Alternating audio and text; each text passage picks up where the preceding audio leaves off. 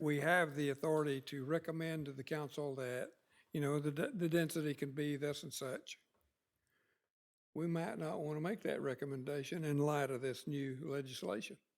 Because if we do, it sits there as the example for the next guy that comes along and wants to put in a high-density development, where we could sit here and say, well, we don't want that to happen, so we don't want to go that high density on our current allowed densities. It would be allowed as a bonus. And I don't, I'm, and there's, and I'm gonna get to the last slide there, they may be clarifying what I think the current act says, and that is, those bonuses that are those bonus density that's granted is not, a live local affordable housing project doesn't get that bonus as a matter of right. The zoning, you go to the zoning code and look at what the maximum is as a matter of right, you can't take bonuses that have site-specific approvals for site-specific development projects. But I'll get into some of there's only another two more slides, I Okay, think. go, proceed. So it says, the Live Local says other land development regulations may be enforced, so the tree preservation provisions in the city code, the setbacks, the parking requirements, all of that can continue to be enforced. However, Live Local encourages local governments to reduce the parking requirements for these affordable housing projects, obviously because they want to get more units rather than parking. Next slide. The preemption, there's a couple little interesting little nuances to it. Affordable housing projects must be approved administratively, so no further action of the city council is required. In fact, the legislature specifically took the governing body of local governments out of the approval process. Well, that stinks. It is what it is. So the city may not require proposed affordable housing projects to obtain rezonings, comprehensive plan amendments, special exceptions, variances, or other public hearing approvals. Let's digest that a minute. City may not require the project to obtain rezoning. Right. If they're, in other words, if they're trying to if they want to do an affordable housing project on commercial property or take industrial property, then under normal circumstances, the city would say, hey, residential is not permitted in this industrial zoning district. You would have to rezone the property to residential. This is saying that no, they don't need to rezone, and they can build the affordable housing project in the industrial zoning area without a rezoning. It's just allowed as a matter of right, even though industrial does not allow affordable or any residential projects. Okay. It is what it is. No public notice is required. Right, because it's supposed to, the act says it has to be an administrative approval process. I have a view about that, though. I think the way that the current city code is structured, the city already has like an administrative review and approval process for site plans for projects. And as you know, the Planning and Zoning Board has to make recommendations regarding site plans to the Community Development Director. I still think that having a public meeting before the Planning and Zoning Board would still be allowed, because you're giving advice to the administrator who's responsible for the approval of site plans. So I still think in Cape Canaveral's case, it could still have at least a public hearing before the P&Z. That's my view of it. So what rights would we have to stop them? Stop them from what? From going on with, Well, so if I'm a developer affordable housing, and I want to come in here and realize this way of, I can trump whatever we are trying to get done by approving mixed use or overlay districts and things like that, if by using this vehicle, I pretty much can put a glitch in all of our plans. Right. Okay, so what do we do about it? Is that what we're sitting here about? Well, there's other aspects of it. I mean, it still has to, it still has to go through the site plan approval process. But with respect to the preemptions, there's not much you can do about the preemptive aspects of the Live Local Act. Right. Right. Right. They have to go through the technical, the site plan Yeah, you review got all the process. technical stuff. that They you have to do. submit building plans to make sure the plans and the buildings are going to be consistent with the Florida Building Code and all the trades. But as far as the bigger issues is where we want different uses to go, that's been taken from us. Even, Big worry here, if they want to go and sit on the corner of Central down here where we have some of our last prime property ready for mixed use. I think we need to find a vehicle to be able to slow them down until somebody else comes along with a better idea.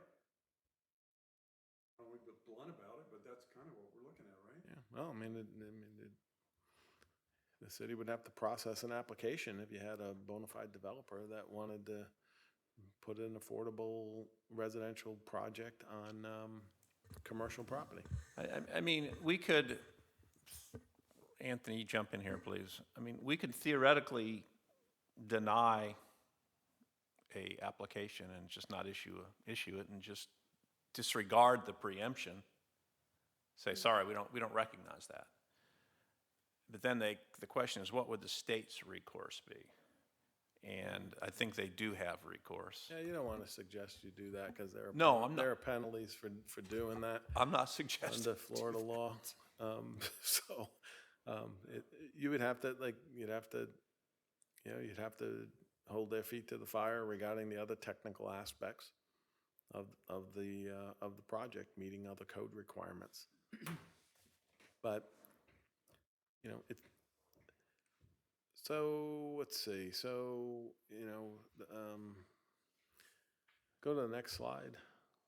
I guess the little bit of good news here. There is some pending legislation. The Live Local Act may change this session. There's two bills, a Senate bill and a companion House bill. They're proposing to add a preemption of the city and county FAR, floor area ratio, limitations for affordable housing. That really doesn't impact Cape Canaveral too much because I don't think you have maximum FAR provisions in the code currently. They're thinking about removing industrial developments from the preemption, so that the preemption would only apply to commercial and certain mixed-use zones. So that would limit,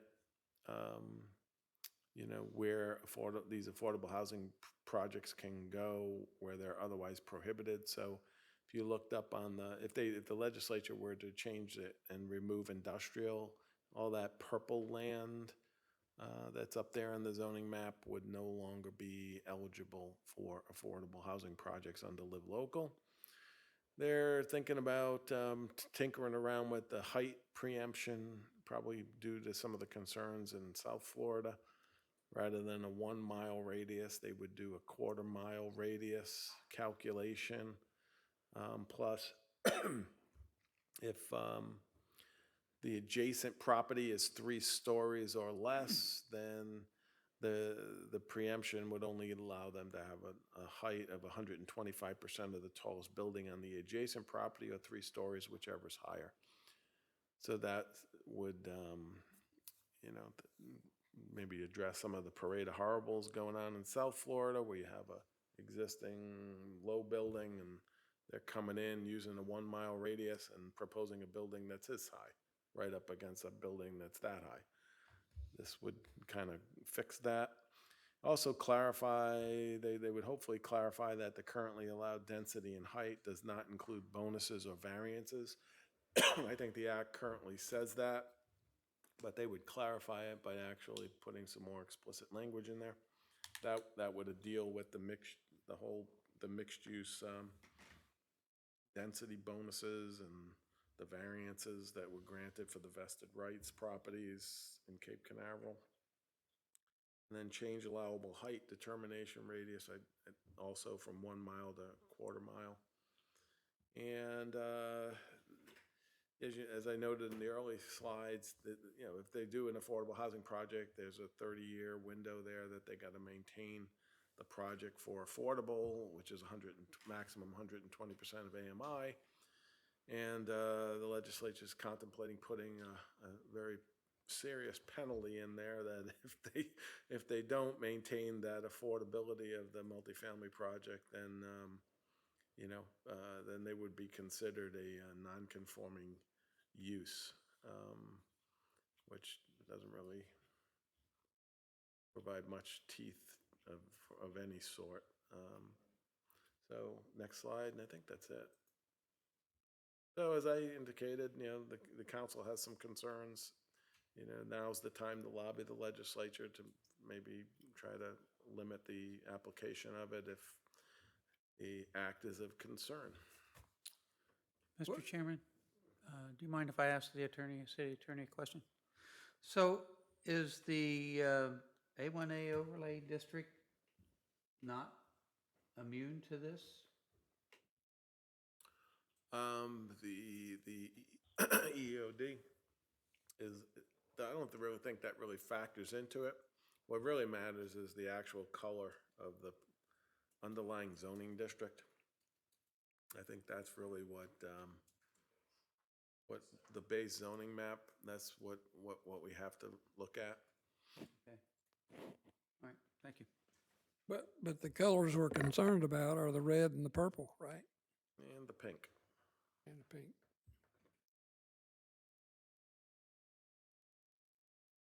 In response to John's question, we take away the density issues and the height issues. I think it's fair to say that the other considerations that are included in the overlay district, some of the increased landscaping requirements, some of the architectural standards, I think those would all still apply. But height It and feels like we density. put a lot of blood, sweat, and tears into this A1A overlay district, and I'd hate to see what the efforts that everybody has put into that just kind of go away. Yeah, well, I mean, we hate to be the bearer of bad news on the Live Local, hopefully it doesn't become an issue, but I think the purpose of this exercise, at least with the council, and I think now the planning and zoning board, is more awareness. Kind of. Where's this coming from? What's driving it? Who are the legislators that are so avid to have this? Are they rural? Are they urban? Are they a mix or what? I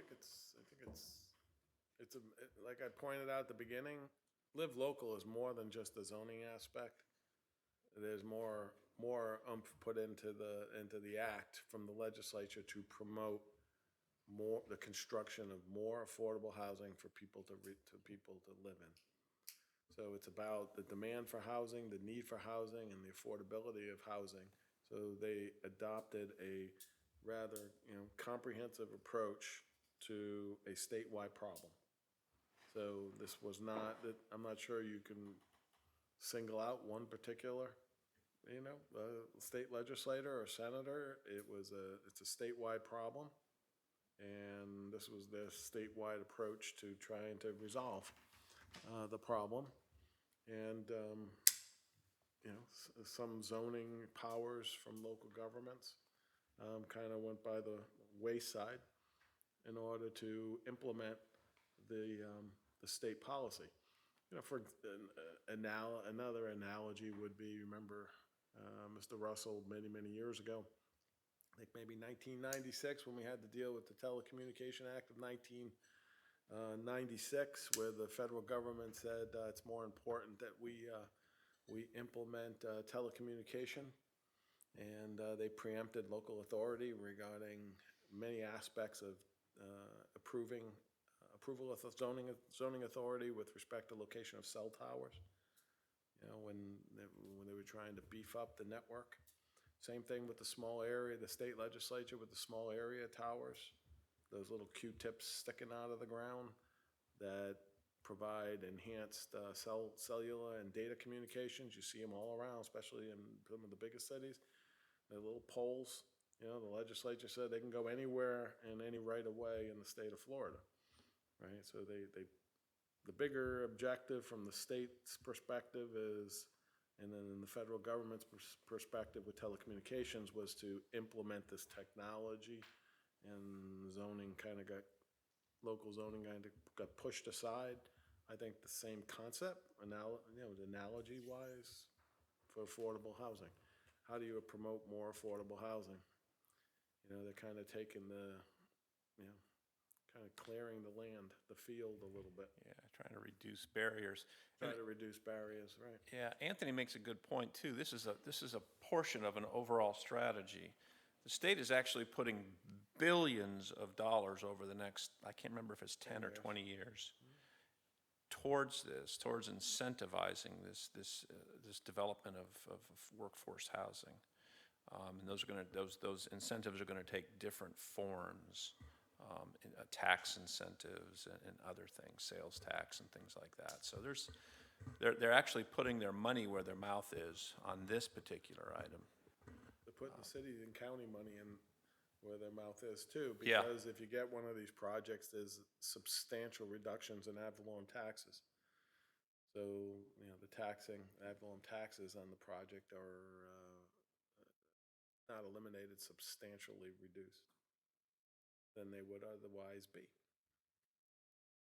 Well, then the counties will, when they suffer that impact, they'll have to raise their voice to the legislature, get some adjustment, I guess.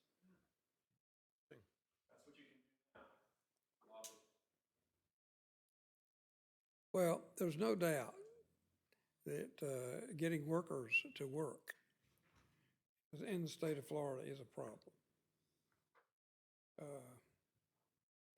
In any large city, getting workers to work, you know, you need people to do the tasks that are not the highest paid, but they've got to get to work. And you got to give them a place to live. They can't all live out in the suburbs and ride the bus in. Pretty soon you don't have enough buses. But I see what they're trying to do. Keep in mind, affordable housing is 120% of AMI. So if you look at those numbers, What's AMI? adjusted median, average median income. And say that statement again that you just made. Average median income within a certain area, AMI. If you look up the statistics online, you'll see whether it's just an individual as a household or a household of certain number of people, right? Could be a family of 4. Look at those income numbers. You know, it's not low income housing by any stretch. No. It's Yeah, Brevard County has its own AMI, and if you look at it, let's just say it's $50,000. So 120% of that would be it is a lot more than that, but so that would be 60,000. I think the number is 30% of the gross of a household's gross income can go towards rent. I think that's how it works. So there's a formula for this, and I can certainly crunch the numbers. But I did this once, and the rents to still meet the 120 number are going to roughly be between $1,300 and $1,500 a month, roughly. So this is not Section 8 housing. Okay. Anything else, Anthony? No, they asked me to do the presentation, so I didn't want to take up the board's time here, but hopefully you find this, you know, at least. Any other good news? very insightful. No, but if I have any, I will share it. Okay. Well, thank you for giving us the education. And there's gonna be more to come. This it's gonna be in front of us for a while. I don't know what to say or do about it, except to try to understand it and do the best we can with it. Okay. Any other questions about that issue? Anything else, Anthony, you want to No, sir. share with us? Okay. Go on to the next item. All right, let's go to our next topic on the agenda, and that's a creation of a new category and/or fees for minor site plan reviews. David, lead us through that and tell us the big picture, what we're doing here. All right, I'll take the Okay, reins. Kyle's going to do it? Very good. Yes, thank you, Mr. Chairman. Yes, so discuss the creation of a new category and fee for minor site plans. This is something that we've been working on. Myself, Dave, Todd, a few of us have been working on for a couple of months now. So we wanted to take it and discuss it with you guys and try to get some language for hopefully to put together a new ordinance to then take back and discuss. So the root of it all comes from our site plan code currently requires site plan submittal and staff review for it says all development and redevelopment projects except single family, 2-family, or 3-family dwelling units. And we have run into a few issues where these single family or duplexes will come in and have, especially with drainage, landscaping, paving, things that probably could have been caught earlier if we had a chance to do a site plan review, which we currently don't have. So we are looking at adding that into the code as a form of a minor site plan, if you will. So, typically a site plan review for a new commercial structure will require staff review, planning and zoning board review. You all would make a recommendation to us. This is something we'd like to look at administratively for residential uses, and we actually list out the proposed requirements for these minor site plans to be stormwater analysis and calculations, the details for utilities, landscaping, paving and drainage, and a topographic survey. Those are the requirements we've come up at this point, things that we think would be very useful to see earlier on instead of at the building permit phase for the first time. And then kind of going hand in hand with that, there is the fee aspect. I think we want to take a look at our fees on a larger scale. And so we have come up with a few ways of possibly capturing some of the money that we are now spending on our engineering team and in a couple other ways. Renee, will you go? I think it's probably 2 or 3. Go one more. So I pulled a couple of municipalities around, and we actually have a very low site plan fee for both a full-blown site plan, which would require full administrative and board review, and then minor site plan, which is defined differently depending where you go. But by and large, we are charging much, much less. So I don't know what the right price looks like, but it's something that we'd like to talk about. And part of that is, Renee, if you go to the previous slide, adding some language into the code. No, you're fine. So if you look at the underline, this is our current code section 110.223. If you look at the new underlined language, so when such an application, so a minor site plan or full-blown site plan, requires review by the city engineer or other third party contracted by the city, the actual costs of such review shall be paid by the applicant, whether a site plan is approved or not. And the Community and Economic Development Director shall require a deposit of estimated cost upon receipt of the application. So we are trying to collect that cost at the beginning instead of, we've had a few situations where we have to keep sending it back to the engineer, and that gets very costly. So we're trying to kind of nip that in the bud. So I know I just gave a lot of information, so if you guys. Sure. Can I ask you to Yes. just clarify, what do you consider a minor site plan? Well, that's kind of one of the questions I think that we'll want to talk about, because we do currently have, I don't know if we technically call it a minor site plan, but a site plan that we do administratively if the director, Dave, essentially looks at it and says this doesn't meet the threshold of a full site plan. I don't think we technically call it a minor site plan, and it's the same exact fee at this point. So you do a full site plan for every residential housing application, right? Not currently. We don't do anything. They're exempt. And that's where the problem is being caused. We're suggesting that we create a category, minor site plan approval, and only single-family, two-family, and three-family Yeah, 1, 2, and 3. projects are, would have to go through this new minor site plan approval. Why not a full site plan? Because if you look at the full, I think Kyle's calling it full-blown, there is a laundry list of requirements that need to be submitted, and it can be very expensive to prepare all of the site plan, full-blown site plans. So what we're saying is, for purposes of residential, a lot of that may not apply and doesn't apply. From a staff perspective, we've identified 5 items that we think would be very helpful to be submitted for a minor site plan. These are you're going to think of like a infill project. We've got a single-family lot on one of the presidential streets, and somebody wants to put a house on it. Well, right now, typically what happens is they go right to building permit. We're suggesting, let's create a initial step where we can take a look at some of these issues, and I think Kyle said one of the big ones is stormwater.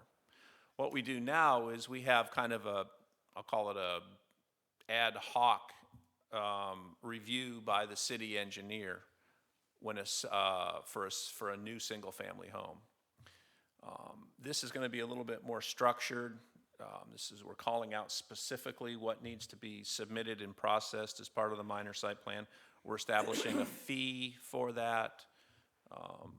So it's just creating a little bit more certainty, creating a process, creating creating. By building this chart on attachment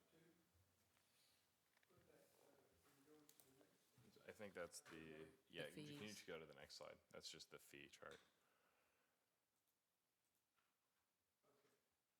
so you got $825 for a full site plan. Just hit the arrow at the bottom. Yeah. You got 825. Well, it's 825 that if I was correctly. You don't like that. You don't have a full site plan review, right? We do. So for both a full site plan, regardless of whether it goes to P&Z, it will be $825.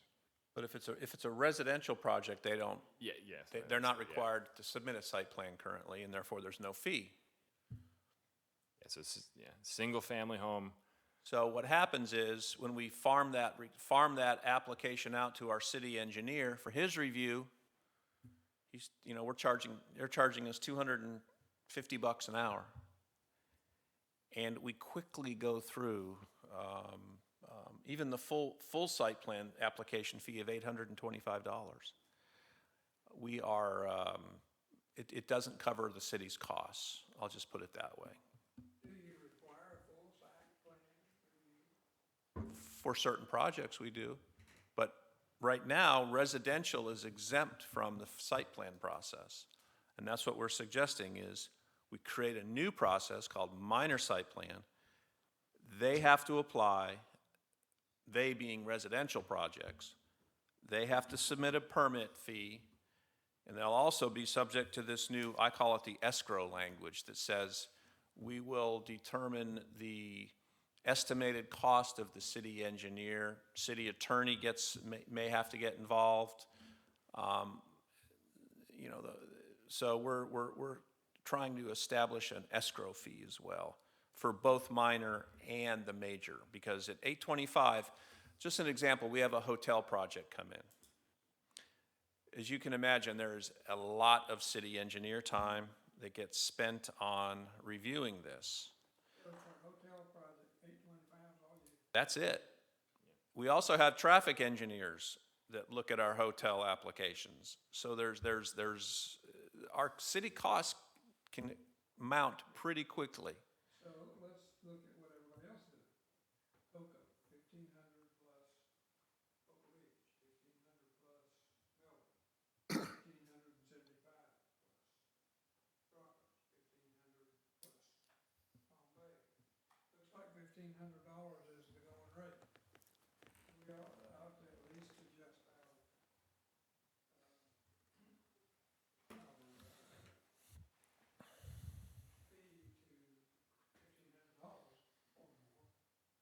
don't want to price it too much higher, but I thought, looking at it, and it's just me, the rest of you on the board are cordially invited to just jump in and suggest something different. But when I looked at all of them, and I said, well, Cocoa Beach probably matches who we are as close as anybody. $1,500 plus 3 acres, that would work for us. We don't have a lot of acreage anyway, but at least $1,500 plus the 750 If- minor site plan. Then there's language in here that says we can go and collect the additional fees charged by third-party engineering, right? Yes, that's correct. That's new proposed language. Yeah, I was gonna have us go back to let's go back to the previous chart. Renee, can you take us back to the chart? Because I wanna ask the board to look at that underlying language. Because that's what we're gonna recommend to the council. And it says very clearly, we're gonna go to the third parties and recover those costs. Just so you know, that's what we recommend when we recommend this package.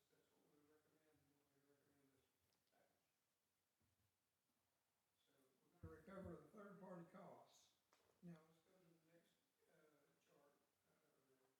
Plus, we're gonna, and originally, we're gonna recover, let's say, $1,500. Do we charge that for, no, single-family dwelling being built, we wouldn't charge them $1,500, but we would charge them looking to the right, $750 plus recovered costs from engineering. That's what's proposed.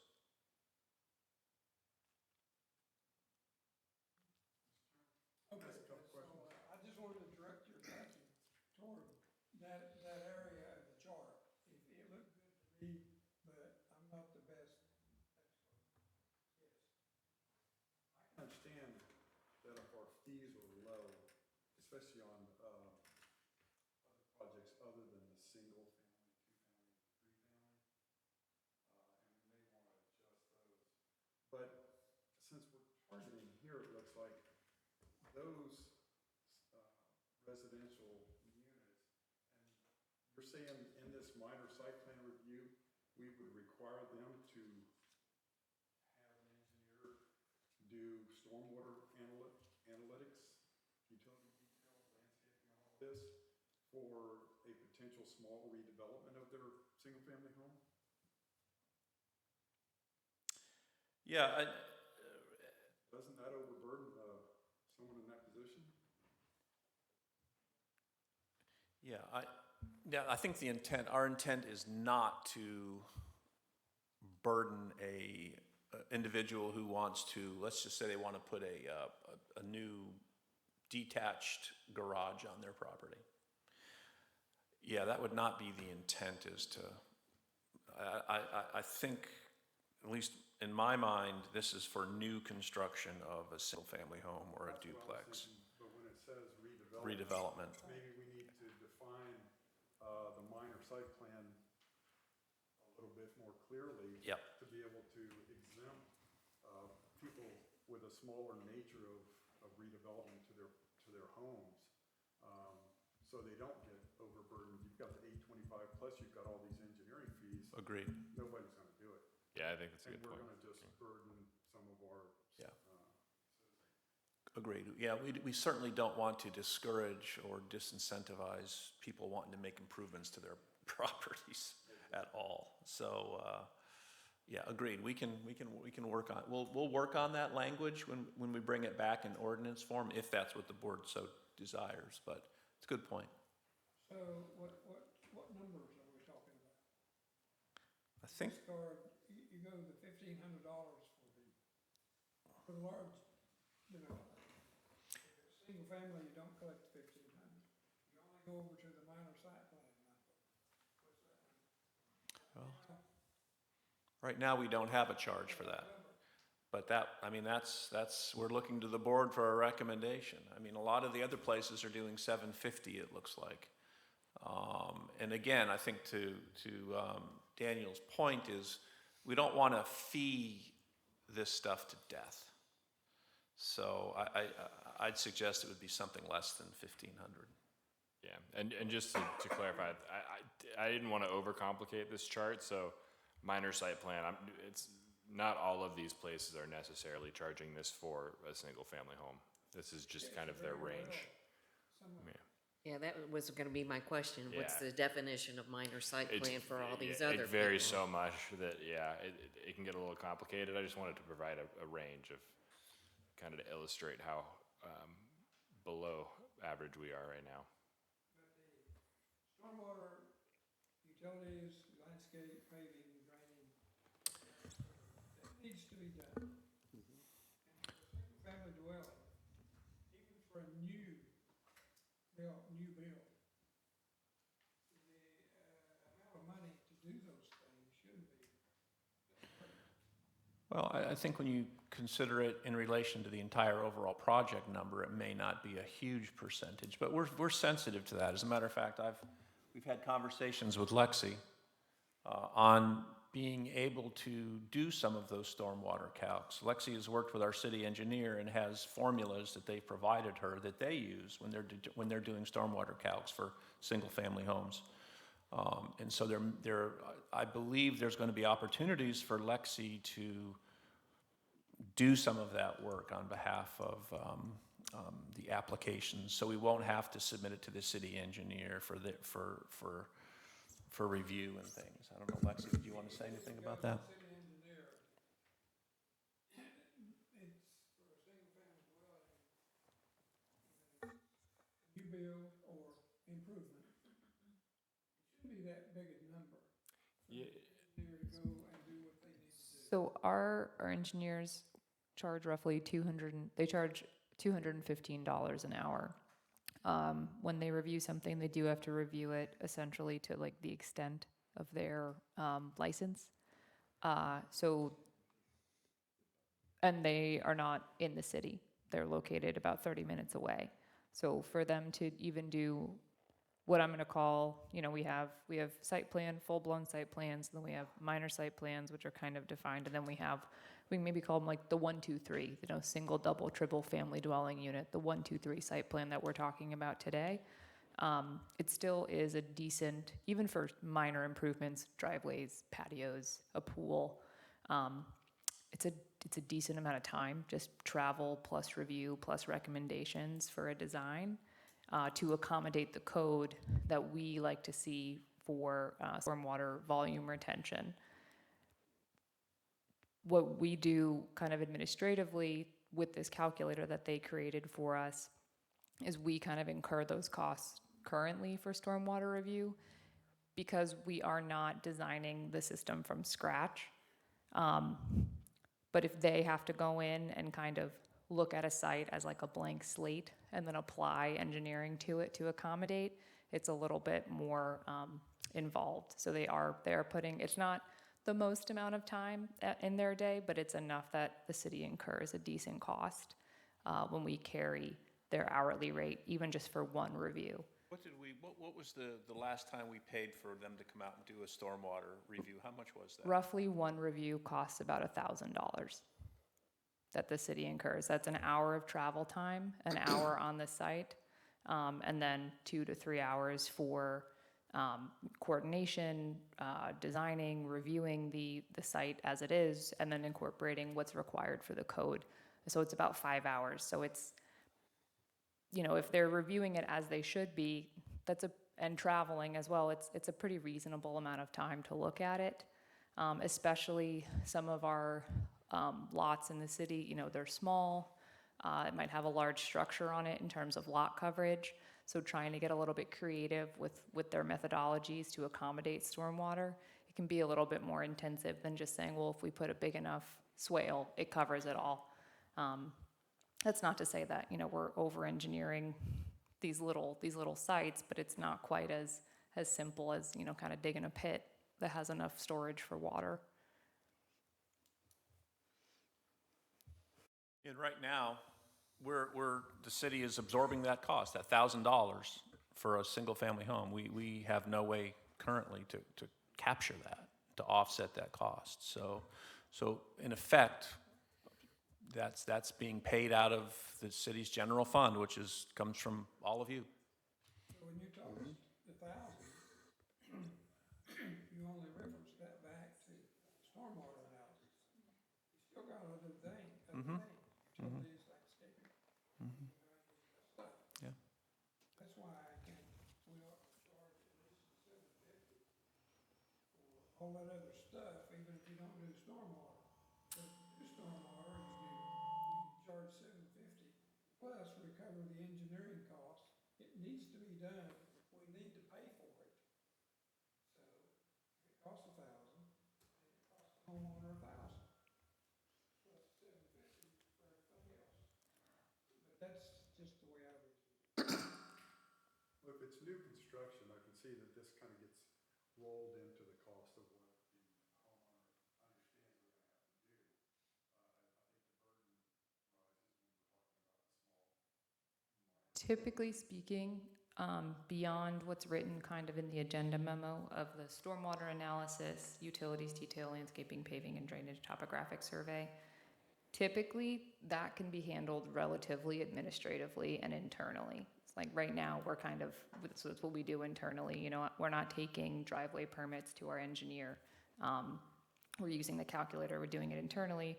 But when it does go above and beyond, say it's a super tight site, or maybe it's new construction, where it's just gonna have to adhere to certain codes a little bit more because it's not gonna be grandfathered in, that's where we might have to incur some cost from our engineer. Or maybe it's a site that, needs to be filled up and raised and elevated for one reason or another. It's an infill project, as Dave said. But typically the small stuff we have not been experiencing it in such a way that it would spill over into engineering costs. Yeah, I think that's defining where that demarcation is, because where you have no off property parking, and you have a front yard that's taken up that you can't do anything. A lot of people are putting in the pavers these days and doubling up their driveway. Are we saying that you would have to go get calculations done by an engineer to show what that effect would be on your stormwater runoff? That seems to be burdensome on that person, that it's already bound by city code to try to get just an extra driveway in there so they can put their cars in. Is there some way we could define that? I understand, I think we need to get our fees, and they should be at least what we're having to pay for them. I don't think that's a burden for people that are initially building a new construction. That's rolled into the engineering fees, maybe a few $100s when you're negotiating your fee from an engineer, but to come out of it straight and having to do all this extra becomes a burden. Yeah, let's just say to widen your driveway. and let's say that costs $2,500. Is it reasonable to expect someone to pay the same amount of money to get an engineer, to get engineering? Understood. So I think what we've talked with, at least what we've been, our practice has been, is Lexi's been handling some of that engineering, if you will, internally, so. If we lose that staffing, Yes, it's a good point. then we still gotta pay for it. It's gotta be, that cost has still gotta be covered. So just to kind of highlight again, maybe talking about, a nominal amount for these 1, 2, 3 site plan reviews. For the city of Melbourne, in Kyle's research, they charge a percentage of that original. So it could be that when they submit a scope of work, there's a cost estimate associated with it, maybe a quote.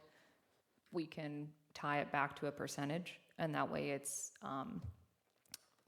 normalized to the size, the scope of the project. If they want to do a whole bunch of work, it can carry with it, and there could even be language written in, still kind of anticipating, hey, if this goes above and beyond, and you're either putting in a lot of change orders, you're redefining the project, you're dragging your feet on something or other, or we need to go to the engineer, there is a switch that we can flip to accommodate that additional cost to the city. Because you're right, we do need to collect these fees, and we need to make sure that we're not burdening property owners for doing pretty minor improvements that should be relatively affordable for existing development.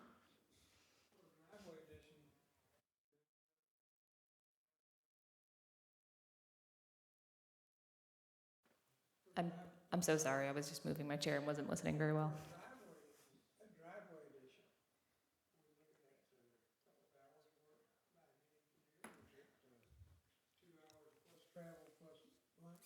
I would say at a minimum, you assume anytime you have the engineer come out and do any type of review for even a minor project, $1,000, 5 hours. I would, that is like maybe they could get it down to 4 if they're really fast, or, driving a little over the speed limit, but Do it on the cheaper by doing it administratively.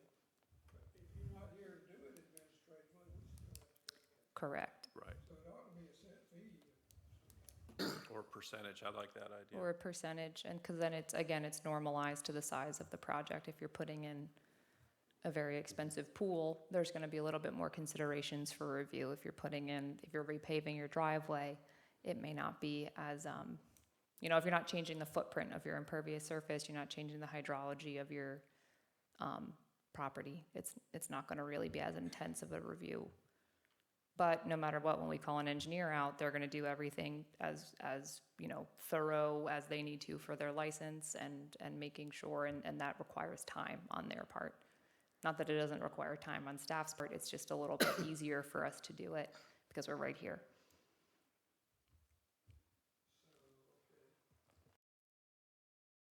How should we do this? We can do it 1, 2. Real quick, is your mic on? You're a little bit hard to hear. Can you hear me now? Yes. Oh, yeah. It's much better. Thank you. We can ask you to go away and massage it, come back with some numbers or a formula. Or we can sit here and create a number like $1,000, put it in a chart. What do you think? Let them go away and massage it a little bit? That would give be us- my thought, is let them massage Okay. it. And I do like the idea of the percentage, but I don't think the city should be incurring these costs. The city Should not be incurring these costs. yeah. And we could even build in like I'm just going to use a number, 10% or $100, like a flat rate of at least 100, once it gets above that, it's 10%, like a minimum, we know we're going to incur some cost no matter what, But there's any a- kind of there's a- engineering is not gonna be $100. No, I know that, but I'm just saying if it's not going to be something that we need to send out to engineering, we're still going to have some administrative costs, so we can build in kind of a flat rate and then go from there. Okay, it looks like the board is amenable to go away, work with it, based on what you've heard, and come back with a proposal. Okay, Is there so- anything else? And I you'd would like be to add? fine if they had to pay all the engineering fees. Yeah, we need to recover the engineering fees, whatever they are. Because if it's $1,000 now, what's it gonna be next year? So you don't have to put a number in the chart. You just say plus engineering. Plus engineering Right, fees. that will be captured under something. section, where's my ordinance? That'll be captured under section 223, Okay. Right, right. yeah. Under our deposit, proposed deposit language. So what are you thinking for the full site plan number? It still sits there at 825. We need to I think address that. 1,500. If Coco's paying 1,500, we can pay 1,500. Yeah, I think it's a reasonable, Well, it seems like the other communities have done a lot of the heavy lifting for us. okay? Should be able to come up with a number. So 1,500 on the full site plan. As far as the minor site plan goes, Plus the engineering fees that we need to recover for the minor. And any number you want to tag on it. yeah. Is everybody, I mean, it seems like 750 seems to be a number that's accepted, or And I that's don't for new developments. yeah, new we're homes. going to, as Daniel said, that's one of the things we're gonna go away and massage, Yeah, is really kind of nailing down what we mean by minor site plan. Some definitions, Yes, it needs to be. What, 'Cause I what, couldn't figure out what was minor, and that's what, it's good points. how are you gonna plan on estimating these costs? Well, it's really gonna be on a case-by-case basis. As Lexi was saying, it depends on if it's just a minor driveway expansion. Well, that might be something Lexi can handle internally. If it's and that may even be preempted out of, or taken out due to what definition we come up with for minor site plan. But I think it'll be a discussion we'll have internally. I think we'll have a pretty good idea of what the escrow deposit would be. I would imagine what would happen is if we don't use all of that escrow deposit, we would refund. Yeah. We would refund any balances to the applicant. Because I would think the applicant is gonna go, well, how'd you come up with this number? Yeah, So you at least need to have some guidelines and rules of how you came up with it, and then, okay, we didn't use it all. Here's your $10 back or Right, whatever, you know? right. Yeah, I mean, we know part of the equation, which is the fees, the hourly fees.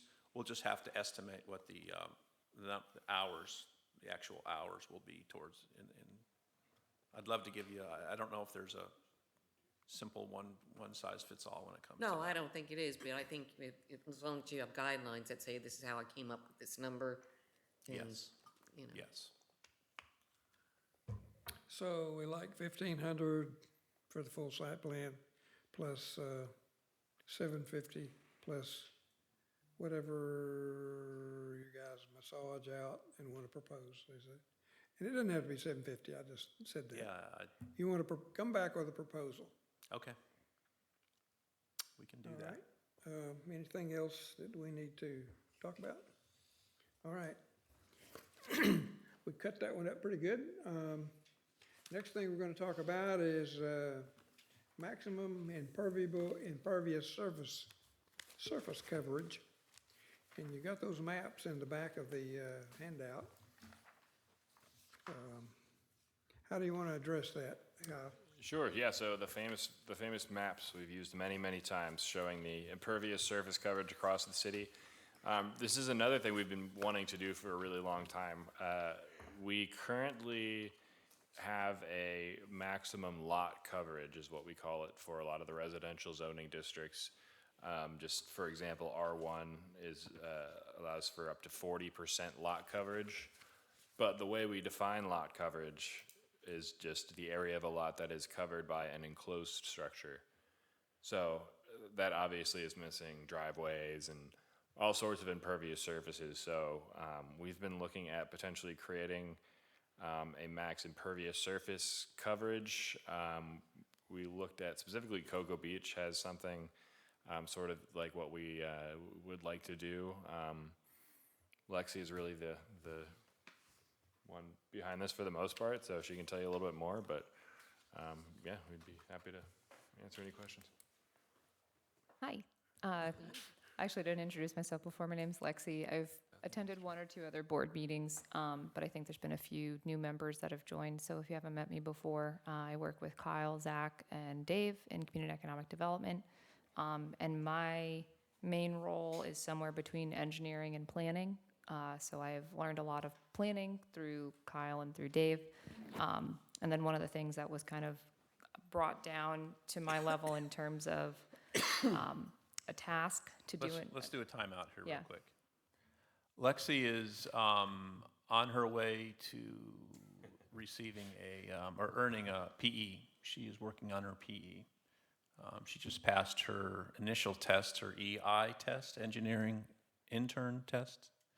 And so huge big step, huge first big step. So Lexi is, we're really, I don't like using the word groom anymore. But Lexi, we're working on with Lexi to really take on a lot of internal city engineering responsibilities. And she'll be working kind of across multi-departmental responsibility. She's a rising star in the city. So anyways. So what you say is we're going to be paying her $200. That's what that was really about.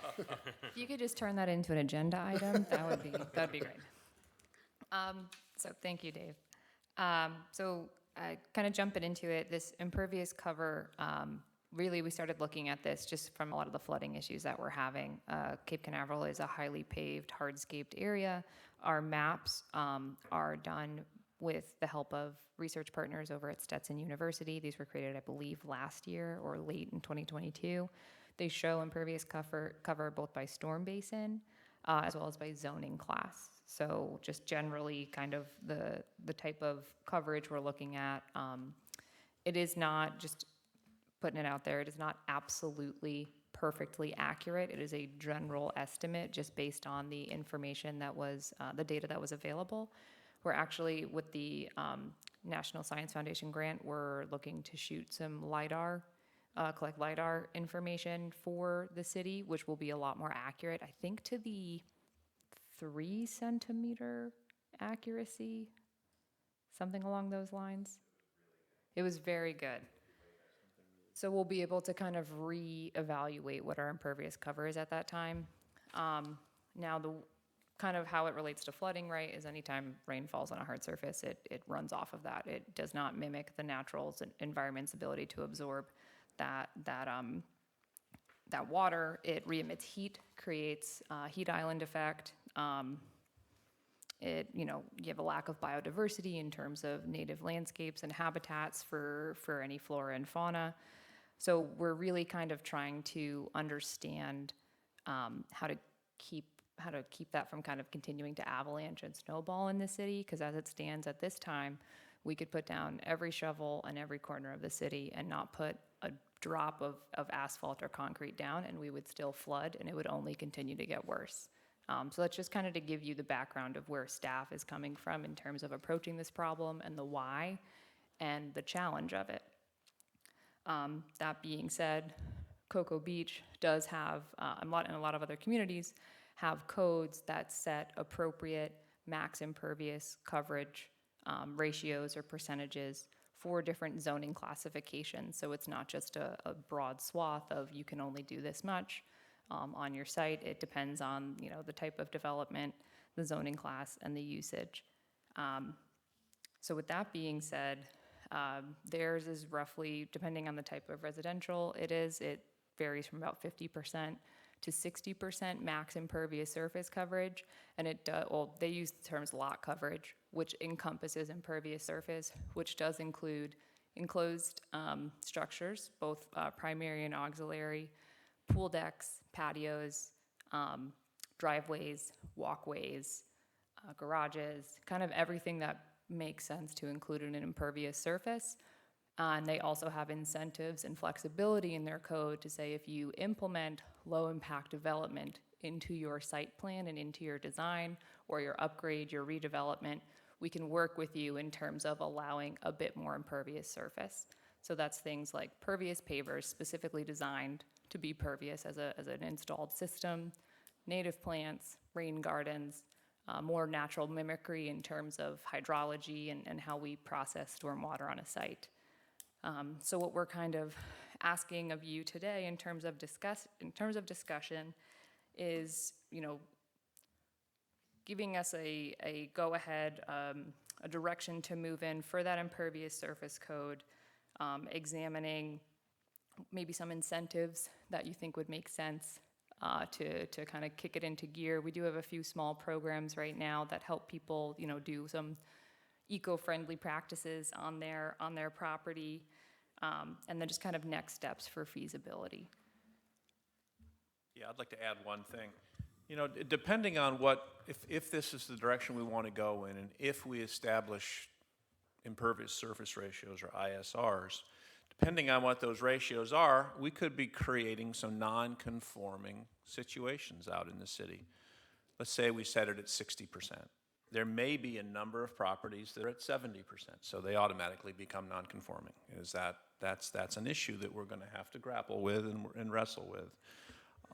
But that happens when you create standards.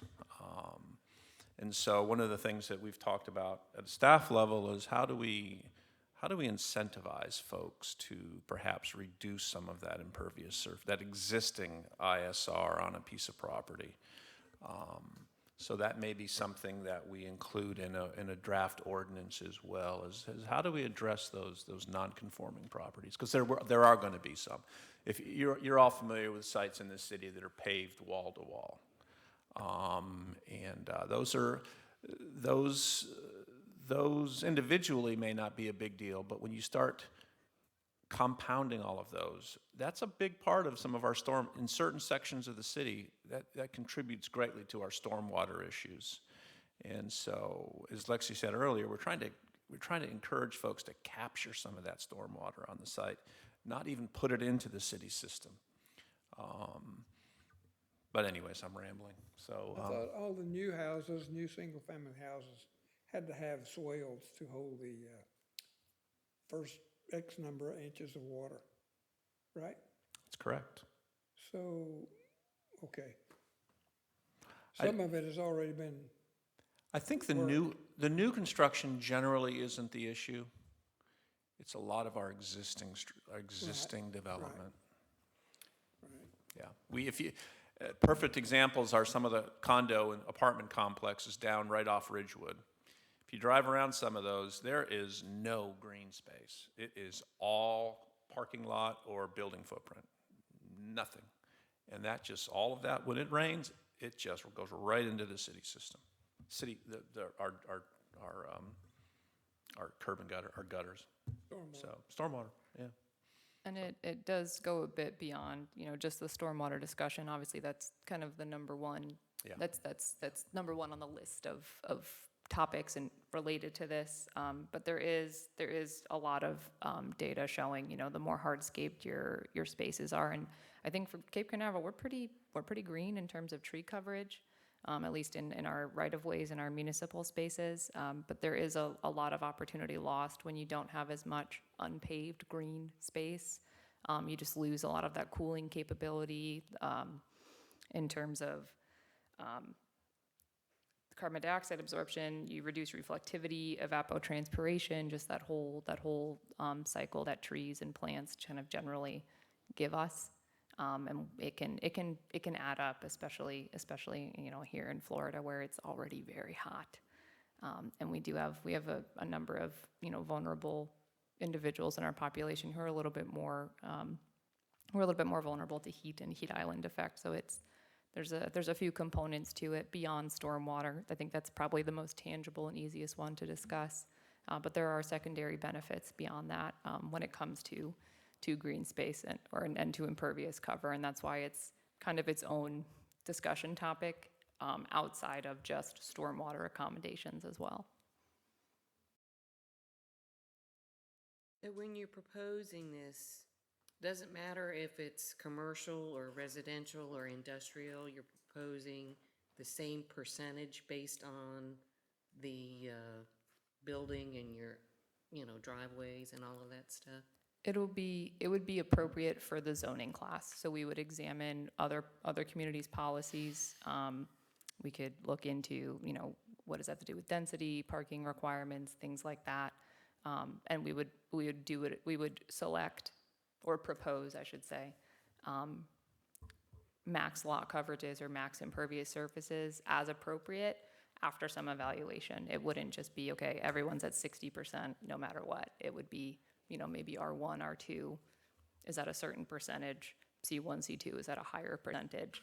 And again, building in mechanisms for property owners, developers to incorporate low-impact development or green stormwater infrastructure or other forms of nature-based solutions that can provide some of those ecosystem services that we see from green space on their lot, if they're not going to be able to either be conforming or they want to develop beyond our max impervious as set in our code.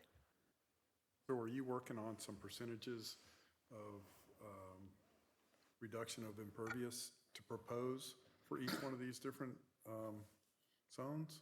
That would be kind of what we're starting to put together, Okay. kind of starting with Cocoa Beach. There's a few other communities in Brevard County that have it. There's lots of communities up in the Northeast that have it as well. And I think one of the things, that Dave brought up is incentivizing. It really, a lot of it is existing development, right? We're very built out. There's not very many people completely, bulldozing something down to the slab or even ripping it out to replace it. It's kind of either major to minor redevelopment. So how do we keep that from kind of continuing to turn into just, pave paradise and put up a parking lot type of deal? Well, I've always seen that educating someone that's coming in and trying to do some sort of development on a piece of property that's already existing, having in hand the different options that, grass block, things like that, that they could use to do what they want to do, but it also helps our runoff and things like that. So maybe if we just have you've got a lot of expertise in that. We have things that we can offer up to them when they come into the city, and then it becomes a negotiation, I guess. We can allow this if you do this. There's certain give and takes that would have to be.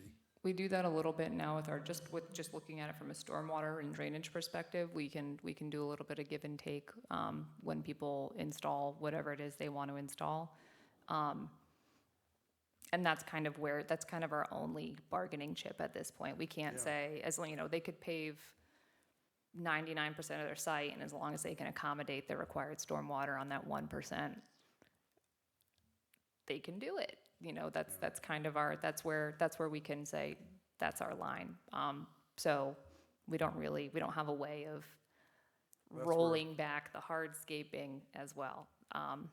It's all recommendations. It's just we don't really have teeth in a recommendation. You're gonna have to come in and reduce that impervious area, and then work with them on what the new standard is. Agree with you on the educational component. Absolutely. Actually, is Zach still here? Zach is here. Zach has prepared, I'll call them handouts that we give when we sit with developers. I know that one that jumps to my mind is for hotel developers. He's prepared a handout that he will give for a hotel project that spell out some of the LID, low impact development concepts that either the city has used or we're aware of. I think he actually, Zach, you want to come up to this podium and talk about this real briefly? But there's links that Zach has provided to actual companies and key people. Go ahead, Zach. You can speak better than I can. That one never works. We good? Oh, there you good go. evening, board members. How you doing? Good. So yes, to answer your question, we have a series of 3 development guides for 3 types of developers: hotel, just because of how many we see in the city; small business; and residential. And each one of them takes the developer through a series of things that they can do across a wide variety of topics, whether that's renewable energy, battery backup, generators for their home, low impact development practices, landscaping, water retention. It takes them through the whole gambit. And the way it does that is it basically shows things that the city has already done that they can emulate. We're not really allowed to recommend, people do certain things with a certain company, but we can just at least offer the fact that, hey, this is a project we did. This is how it went. This is what we used. You're free to emulate if you want and do kind of a code plus situation on their property. And it has seemed to work. There are a few developers that have come back, more so now than in the beginning. They're saying, hey, this was a good idea. I think we want to try and emulate this. A good example being the new hotel project on Imperial that's going up that will in fact be incorporating for the first time permeable concrete, I think, into their parking lots across a number of spaces, which is very good and very encouraging to see a big developer like that doing it. So we do have these guidelines which are available on the city's website, and we also give them to developers via email that they can use. Is there a significant cost difference for permeable concrete? Yes, there can be, depending on how much you use, and it also requires a maintenance plan. Because if you let permeable concrete or asphalt just kind of sit there and do its thing, it'll work for only so long until it starts to clog up with material. It needs to essentially be vacuumed with a large industrial vacuum that's usually affixed to some type of truck to clean it out, or it can be pressure washed, but that doesn't tend to work as well over time. So there is a significant cost increase comparative to normal asphalt and concrete for just implementing it per square foot, and then you do need a continuous maintenance plan to vacuum it every few months or so. The city has some, and we pressure clean it, and then for example, there's a cruise parking lot at the north end of the city that holds, I think, about 400 spaces. It's entirely permeable concrete. It's very cool. We believe it's one of the largest installations of its type in the state of Florida. It's about 3 acres in size, but the developer had to do a maintenance plan to come have a vac truck essentially suck it out every few months. So yeah. And if any of the board has ever never seen how that works when it's operating, we brought buckets of water out there, or was it hoses? I don't recall. There's hoses. And just ran it, and that water went about 3 feet, and it was gone. It was just right down into the pavement. It really works when it's maintained properly. That developer was having some pretty big flood issues during construction with a traditional concrete parking lot. They switched mid-design, or mid-implementation actually, to the permeable type. They no longer had flooding issues. Goes right through. Do developers or anyone else get any sort of benefit for following LEED's standards? I don't believe so at this time. LEED standards. I think our language in our codes encourages it. It encourages it. There are no incentives or rewards or bonuses at this point. With alternative green parking lots, right, I think you can get a very modest Yeah, parking that's what I'm bonus, but it's not. The rest Yeah. of it's all Yeah, building. that's true. Yeah, good point. We need to think about how to incentivize that. I don't know if there's a way, but it needs to be looked at. Maybe you've already looked at it and said, leave it as it is. Check it out. Mr. Chairman,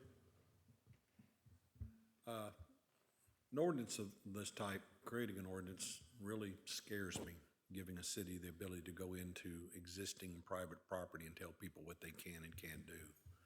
And I think we really need to be very careful about this on private property, residential, to go in and start telling somebody they've got to start rearranging when this is their final home, this is their retirement, they're on a fixed income and stuff. I am not a fan of this idea of tampering with existing residential. I understand there's a problem, and there's a lot of things that can be done in the commercial areas and these types of pavement. I've worked with underground storage systems. I know all about them. They're great. I know about some of the materials. But a point that was made here a moment ago was the amount of maintenance that you're going to incur with these types of systems. You have to have maintenance on them. When you put in the stormwater protection systems, storm tech systems like we have out here, they have to be vacuumed out on a regular basis.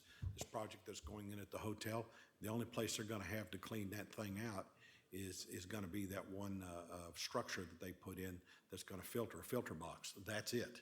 But those things are gonna require maintenance. We just got done with a large paver project over in our community, having our pavers redone. Those pavers are there, and that's designed to soak up a lot of water. It does a pretty good job of it.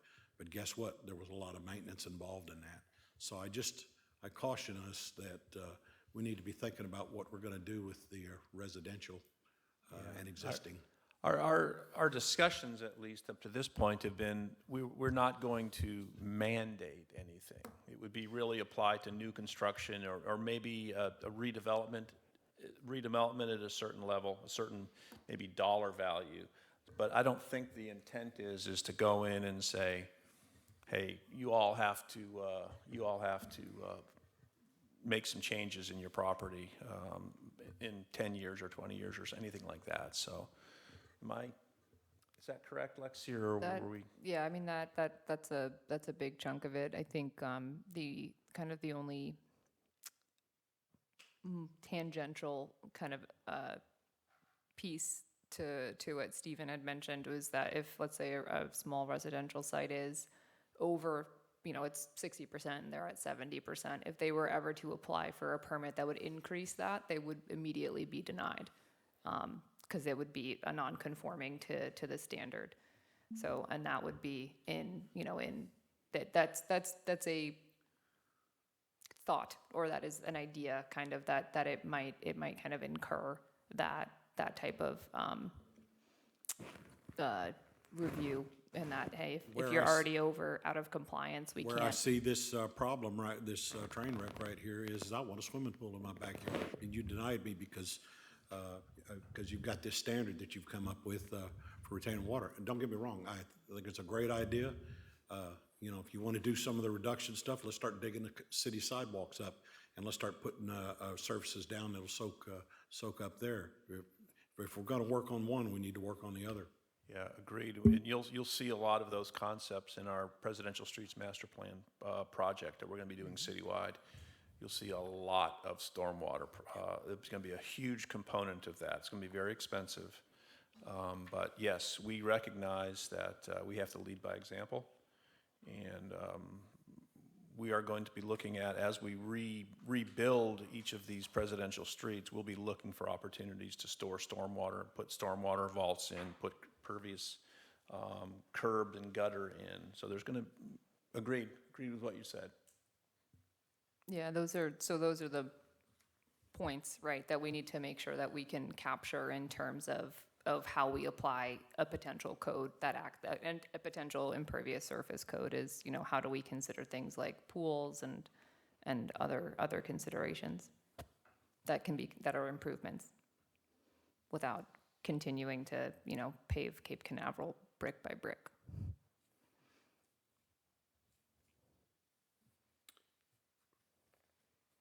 Okay, anything else? Is there a consensus from the board to move forward with this and bring something back to the board to Yes, Yes, chew on?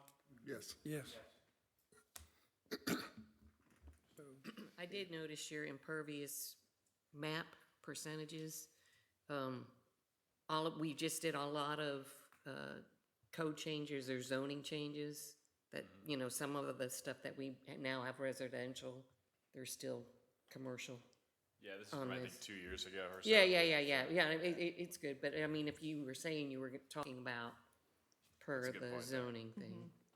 Yeah, we're gonna wait on that LiDAR data and cross-reference it with the new zoning map and go from there. It'll be much more representative of what's actually out there right now. No, it's good. We should have new LiDAR data within the next month or so. As part of the National Science Foundation grant that the city was awarded last year, we will be doing a comprehensive LiDAR overflight of the city with a drone from Embry-Riddle University. Cool. They're a partner on the Smart Rain Garden project that's currently being constructed in the southwest corner of Veterans Memorial Park. That giant dirt hole right now that doesn't look so good is going to look great by the end of the fiscal year when the grant cycle is supposed to conclude.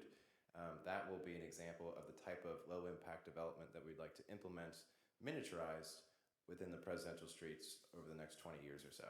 So it's a case study, if you will, a project example of what could be done with using natural treatment and absorption methods. And it will be taking stormwater runoff off of Taylor Avenue, whereas now it can't really do that through new cutouts underneath the curb, or excuse me, underneath the sidewalk to drain it, and will increase the capacity of that. What was a swale of just grass will now be filled with Florida native plants, thousands of them.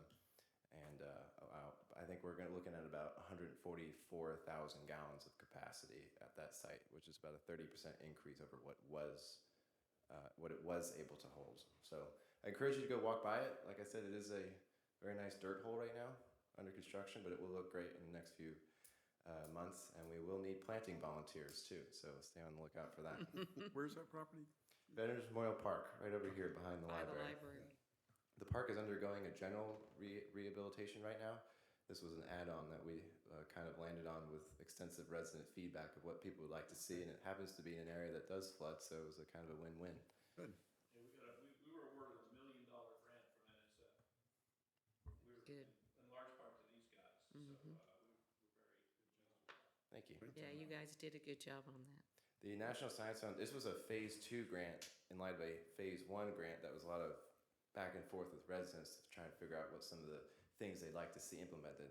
Now, we have heard through the grapevine that the National Science Foundation might release a phase 3 for even more money.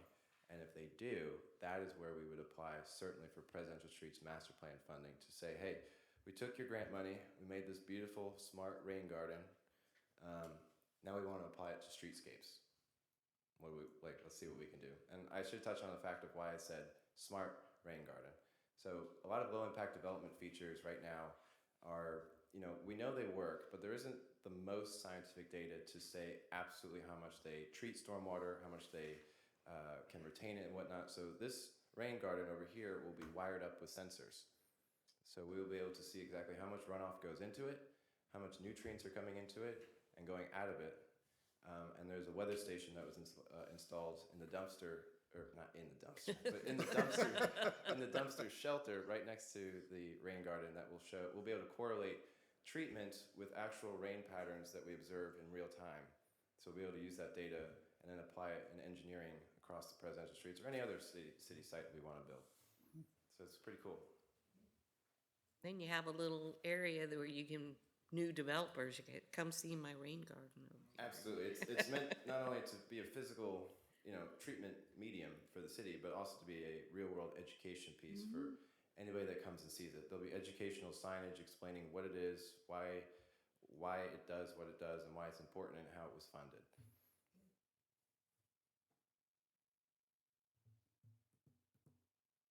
Any other questions for Zach? Okay, thank you, Zach. You're welcome. Anything else, David? No, sir, except that I hope all of you have recently received a invitation to our board appreciation dinner, or / event coming up here. Do we know when that's It's in happening? February, like the 27th or something like that. Of February? Okay, so anyways, if you haven't received one, please let me know. You have not received one, Dr. Miller? Okay, I'll make sure. February 29th. February 29th, just kind This of, will be at the Radisson? we're going to be meeting at the Radisson. It's going to be, this is something the city used to do. Lamar probably remembers when that was a common practice. Every year, we would have an appreciation dinner. That, for one reason or other, it fell off, but I think it's important. And Mr. Morley, our city The city manager. fed us good. If you haven't eaten at the Radisson, I go over there once a month to the National Space Club meeting. It's where they have their meeting. The Radisson staff, they put out a good meal. So if they're going to serve it, you'll eat well.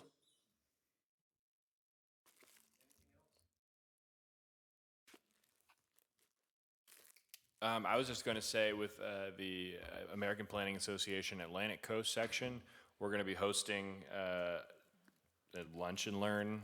We're going to have some people from City of Orlando, a couple private sector companies, Volusia County, talking about just different micromobility projects they're working on. That's February 23rd, which is a Friday, from 11 to 2. It will be held, sorry, that's a good point. It will be held at C5, upstairs in C5.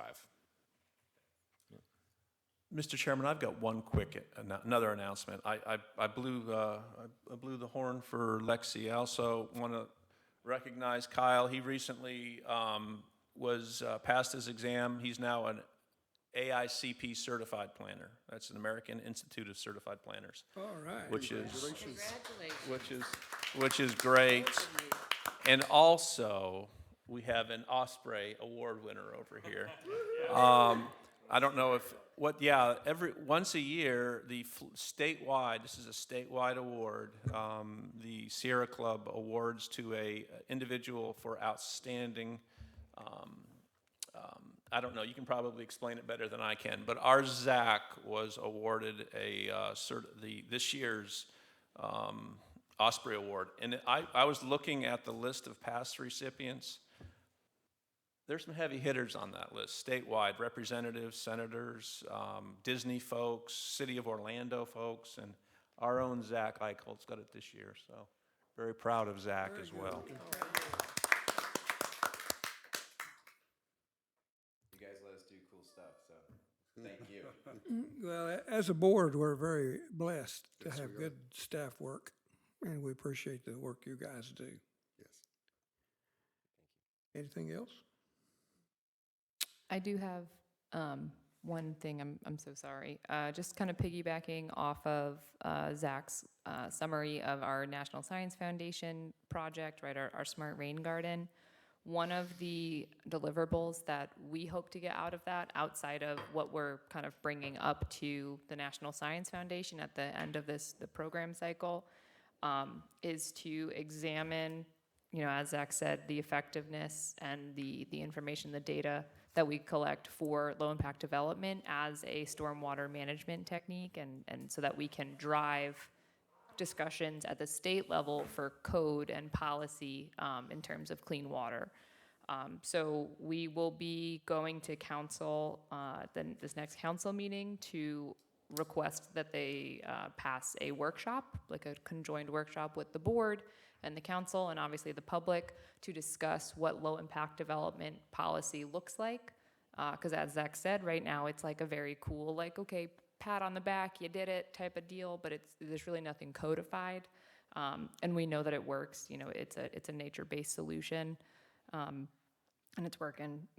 We just need that empirical data and that kind of a little bit more substance behind how we go about it in our development mediums.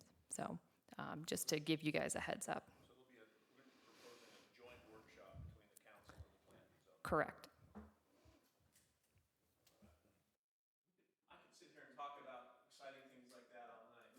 This week, we just applied for the city to become LEED certified. Typically LEED certification is awarded on a building-by-building or project-by-project basis. Well, Zach and the team, and a previous intern that we had, Hannah, who's now with DEP, prepared a very comprehensive application that's been submitted to the LEED folks, and we're hoping to find out here shortly whether the city's been awarded LEED status, which is really cool. So we'll certainly keep you updated when we get that done. Should be February. Okay, please do. All right. With that, I declare this meeting adjourned.